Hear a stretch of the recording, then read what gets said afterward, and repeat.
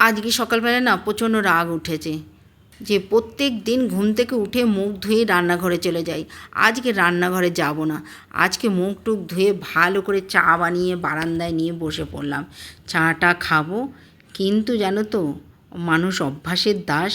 ওই চা খাচ্ছি আর ভাবছি যে কি রান্না করব, সকালে কি রান্না করব, সকালে হয়ে গেলে দুপুরে কি রান্না করব, দুপুরের খাওয়া তো শেষ হলো, এবার রাতে কি রান্না করব, এই চিন্তায় সারাদিন আমার চলে যায়। অবশ্য সকল মেয়েদেরই এরকম হয়, জানি না আমার মতো হয় কি না, তবুও আমি বললাম হয়। চাটা খেয়ে তো ঘর দুয়ার পরিষ্কার করে নিলাম।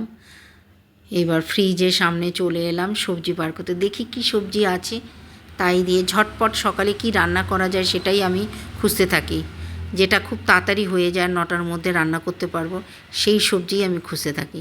নিয়ে নিলাম কুমড়ো, ভাবলাম চাক করে কুমড়ো ভেজে দিই আর একটু ডাল করে দিই, একটা ডিমের অমলেট করলে তোমাদের দাদা ভাইয়ের অফিসের রান্না মানে খাওয়া হয়ে যাবে। তাই কুমড়ো নিয়ে বসে পড়লাম। অফিসে খাওয়া হয়ে গেলে তারপরে দুপুরে কি করব সেটা পরে ভাবা যাবে, এখন তো করি অফিসের রান্নাটা।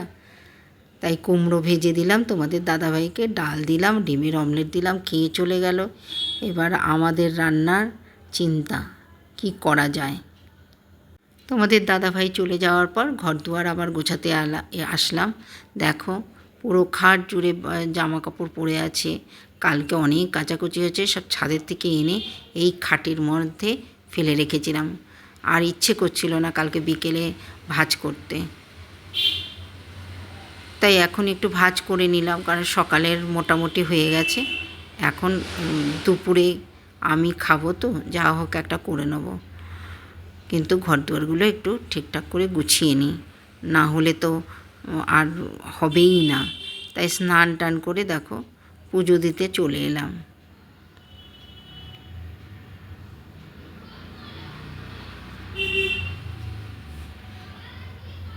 আর দুপুরবেলা জানো তো স্নান টান করে বেশ সুন্দর করে পুজো দিতে পারি, কারণ কেউ থাকে না বাড়িতে, মনের মতো করে পুজো দিই। আর বেশি বেলা হয়ে গেলে পুজো দিতেও ভালো লাগে না, তখন খিদে পায়, মাথায় জল পড়লেই মনে যেন একটু ভাতের থালাটা নিয়ে বসে পড়ি। আজকে সময়টা বেশ হাতে ছিল, তাই সুন্দর করে ঠাকুরকে গুছিয়ে গাছি পুজো দিলাম। তারপর তো পুজো দেওয়ার শেষে খেতে বসতে হবে। তো ভাত রয়েছে, ভাতের সঙ্গে দেখি আর একটু খাওয়ার আগে একটু ডিম টিম ভেজে নেব, তাহলে আমার আজকে দুপুরের মতো খাওয়া হয়ে যাবে। স্নানের পর না আর রান্না করতে ইচ্ছে করে না, তাই নিজের জন্য একটা ডিমের অমলেট করে নিলাম। আর বিশেষ কিছু লাগে না, একটু শাক ভাজা করেছি, ডিমের অমলেট করলাম, ডাল আর একটু কুমড়ো ভাজা ছিল, আমার হয়ে গেল খাওয়া। আবার রাতে করব।